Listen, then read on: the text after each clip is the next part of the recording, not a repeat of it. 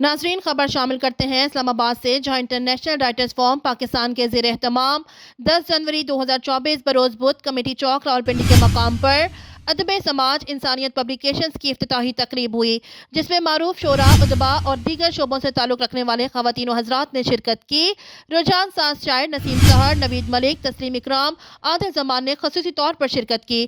افتتاح سے پہلے محمد جمیل نے تلاوت کی، سب نے ادارے کی ترقی کے لیے دعا کی۔ نسیم سحر نے کہا کہ شہزاد افق محنتی اور مخلص نوجوان ہے، اس اشاعتی ادارے کا مستقبل روشن نظر آ رہا ہے۔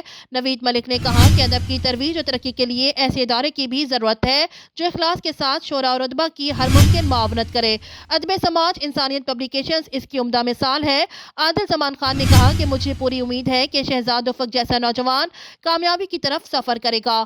معروف شاعرہ، ادیبہ اور مصنفہ مائرہ ملک نے کہا، ادب سماج انسانیت پبلیکیشنز نے ہمیشہ ادباء کی معاونت کی ہے۔